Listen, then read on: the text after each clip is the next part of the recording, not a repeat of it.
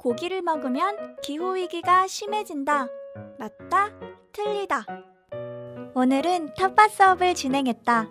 기후위기를 위해 먹거리를 바꾸는 것부터 생명에 대한 소중함을 배우는 시간이다. 자, 벌써 우리가 심어놓은 채소들이 이렇게나 많이 자랐어요.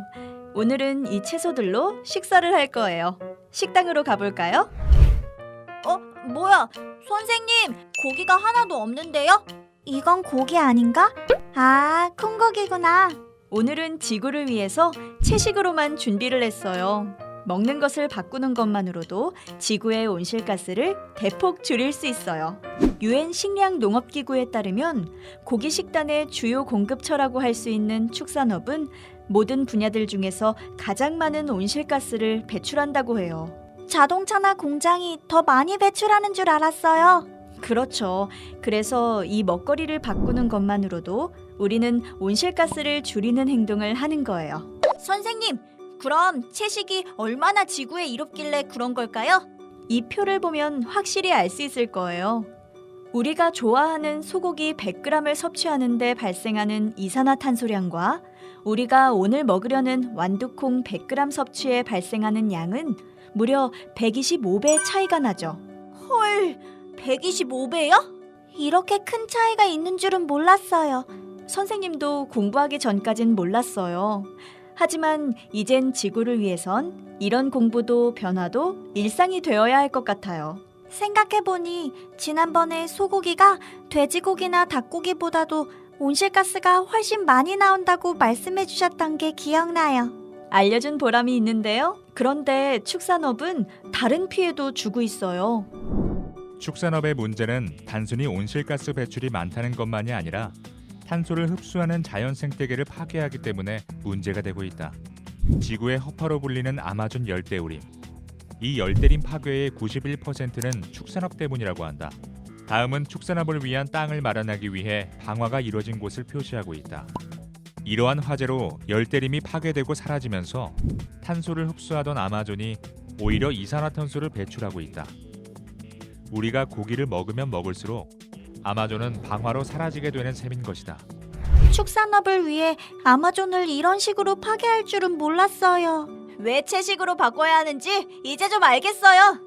게다가 축산업에 사용되는 사료를 만들기 위해 비료까지 뿌리니까 악순환이 이어지고 있어요.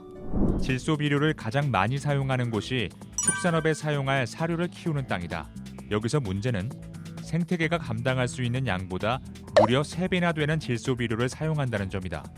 비료의 70%는 토양과 바다, 강으로 흘러가 녹조를 발생시키는 등 생태계에 나쁜 영향을 미치고 있다. 더 심각한 것은 이 문제가 여기서 그치지 않는다는 것이다. 유엔의 전 세계 생물 다양성과 생태 서비스에 관한 평가 보고서에 따르면 축산업은 생물 다양성을 해치고 야생동물 서식지를 파괴하는 가장 큰 원인이다. 우리가 먹는 고기가 이렇게까지 생태계 문제로 연결되어 있는 줄 몰랐어요. 그렇죠. 생태계라는 건 결국 모든 게 연결되어 있으니까요. 우리의 입을 즐겁게 하는 것 하나 때문에 무너지는 게 이렇게 많다는 걸 알게 된다면 분명 우리는 바꿀 수 있을 거라 생각해요. 선생님, 그러면 생선으로 바꿔 먹는 건 어때요? 알고 보면 생선도 먹지 말아야 하는 거 아니야? 안타깝게도 우리는 생선을 먹는 것도 다시 생각해봐야 하는 상황이에요. 현재 어업의 무분별한 포획으로 매분마다 축구장 4,316개 크기의 바다숲이 초토화되고 있다고 해요. 하루도 아니고 1분마다요? 세상에, 정말 오늘 놀라운 사실의 연속이네요. 문제는 지금처럼 계속 이렇게 바다에 있는 물고기를 잡는다면 2048년에는 모든 어종이 사라질 수 있다고 해요. 이렇게 되면 탄소를 저장해주고 있던 해양 생태계가 무너지고 되돌릴 수 없는 상황이 될 수도 있어요. 바다는 탄소 흡수의 보고이기도 하다. 일례로 고래 한 마리는 일생 동안 33톤의 이산화탄소를 흡수한다. 나무 한 그루의 흡수량이 22kg이니까 고래 한 마리는 나무 1,500그루와 같은 탄소 흡수 효과를 가지고 있는 셈이다. 고래 한 마리가 이 정도인데 전체 바다 생태계를 합치면 도대체 얼마나 우리에게 소중한 건지 상상이 안 돼요. 저희의 행동 하나하나가 이렇게 촘촘히 연결되어 있는 줄은 몰랐어요. 지금부터라도 육식을 줄이고 채식을 늘리려고 노력한다면 분명 이 최악의 상황을 막을 수 있을 거예요.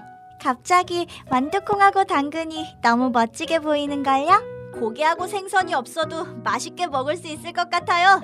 그래요. 선생님도 여러분처럼 이런 채식을 더 늘려나가 보도록 할게요. 자, 이제 맛있게 먹어볼까요?